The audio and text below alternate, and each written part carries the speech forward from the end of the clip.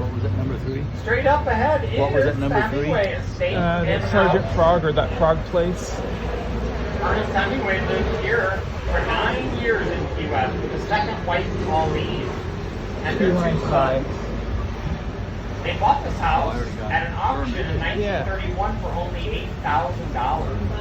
The grounds and the house all together, not bad. It was Pauline's Uncle Gus that gave them the money as a wedding present. They only take cash if you go to the museum here, folks. The only swimming pool, the first swimming pool on the island built in, and also the only basement. Right there. That's cool. Architecture. There's over 50 six-toed cats that live on that property. They're called polydactyl cats. Hemingway had the original Snowball. From Snowball, they now have 50 plus cats. It's real interesting. Here on your right-hand side is the keeper's quarters and the lighthouse. Look up over your left-hand shoulder. You can look up to the top of the lighthouse. Up over those bougainvillea bushes. Look up, and you see the top of the lighthouse. There's only a couple places on our island public access that you can get that high to see the entire island and all the water surrounding us. That's one of them. Another place down where we got on, Sergeant Hemingway went into the tour. I'll show you where that's at the end.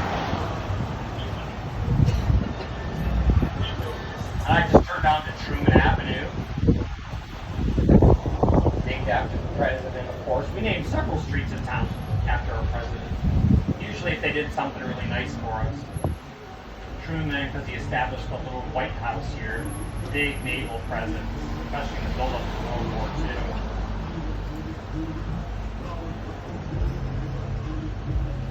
Coming up on your left-hand side, Veteran Sex Restaurant. We love this place. That's a dessert only, lifetime only reservation, and adult only. After dinner and drinks. That's the chocolate desserts on our island right there.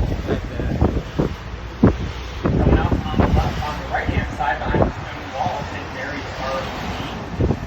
and Johnson here, nuns and schools for children and the church itself. Now a minor basilica is rated by the Catholic Church out of Rome. In 1898, they turned the convent into a hospital and treated the war. Spanish-American War,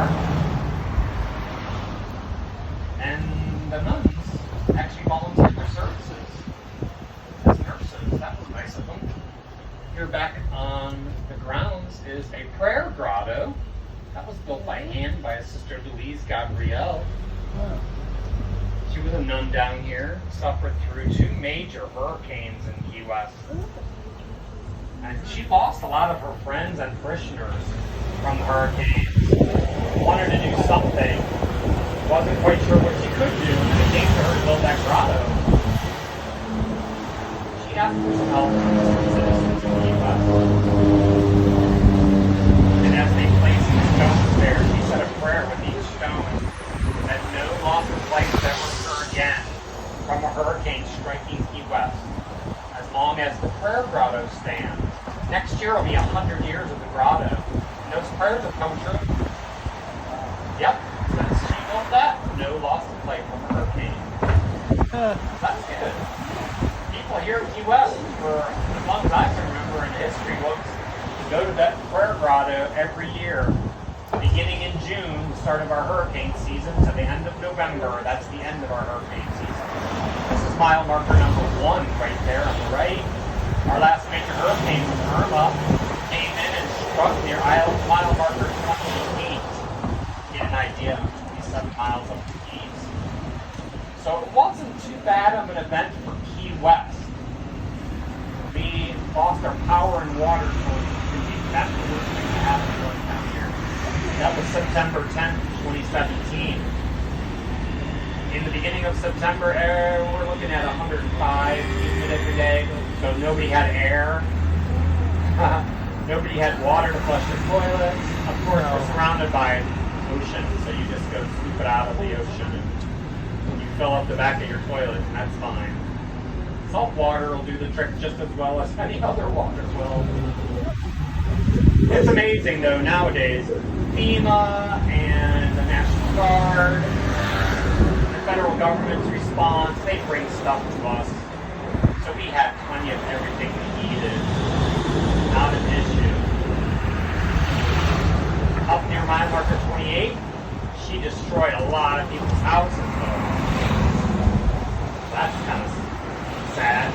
Because a lot of those homes were trailers. You can't insure trailers in the Keys. Insurance companies won't insure them. Those people just lost everything they owned. That was awful. Here on the right-hand side is Bayview Park. That's our community park for all of us in Key West. We've got a really cool feature up here in the corner. It's called a Memorial Highway. All of these things up here are memorials for every war the U.S. has ever been in. And this big giant one in the corner is from the Civil War. We just transferred over from Old Town Key West. We're now in New Town Key West. Our recalls have a couple of things. That's a Fly Navy building, by the way, on your left-hand side. That's the college of the mall. That's out of a place on Navy property called Trumpet Point. Before the Navy got that land, though, that was part of the railroad. That land was a commercial hub sitting along the water at the Deepwater Port. It's called the Newtown because there was never land here at the time. The island actually was a lot smaller than or the 1.5 by 3.5 mile that it actually is. It was the railroad initially that needed more land to bring the rail bed tracks along the Deepwater Port. They built all of the land we're traveling on now, and all of that land out there too. Oh. They did that by dredging around our island. They seabed floor. They brought up a substance called marl. The hardwood, the substance went to the bed. So when the dredge and fill operation, the Navy continued that in 1941 to build up to World War II. These are houseboats over here on the left hand. Those houses right there are at our city dock. We've got a little strip of water out there.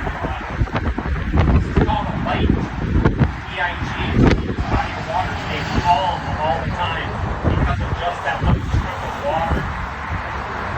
So those houses can be there soaking our yacht float. That's on your left-hand side right now. Looks like they have some room, you guys. You don't have plans for your yachts this bring them down here, folks.